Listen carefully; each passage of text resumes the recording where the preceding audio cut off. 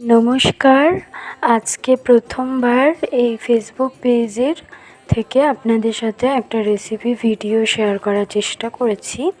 পটল চিংড়ির রেসিপি। আশা করছি আপনাদের কাছে এই রেসিপিটি একটা জানা রেসিপি, কিন্তু এইভাবে একবার ট্রাই করে দেখবেন, খুবই ভালো হবে খেতে এবং স্বাদে। তো দেখুন, ফার্স্টেই কি দেখালাম, পটলগুলোকে তেলে বেশ লাল লাল করে ভেজে নেবেন।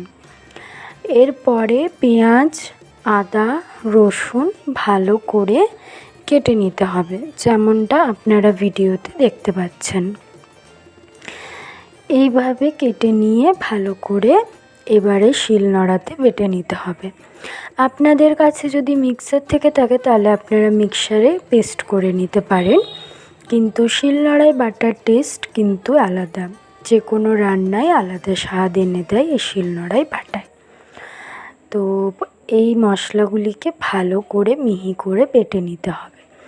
এরপরে ওই যে লাল লাল করে ভেজে রাখা পটলগুলিকে একটি পাত্রের মধ্যে তুলে নিতে হবে। দেখুন কি সুন্দর লাল লাল করে ভাজা হয়েছে।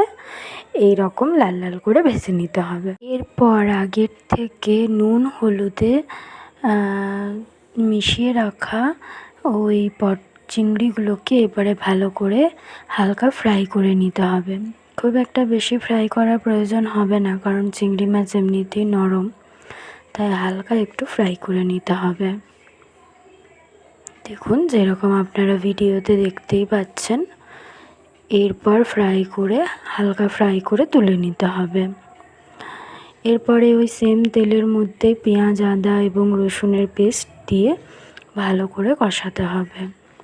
ভালো করে কষাবেন, রান্নার টেস্ট কিন্তু ততই ভালো হবে। এরপর এর মধ্যে নুন, হলুদ, লঙ্কা গুঁড়ো, জিরে গুঁড়ো দিয়ে আবারও ভালো করে কষিয়ে মশলাটাকে রান্না করতে হবে, যতক্ষণ না মশলাটির মধ্যে তেল ছেড়ে দিচ্ছে। এবং ভালো করে না কষালে ওই মশলাগুলির একটা কাঁচা গন্ধ থেকে যায়, তাই ভালো করে কিন্তু কষাতে হবে।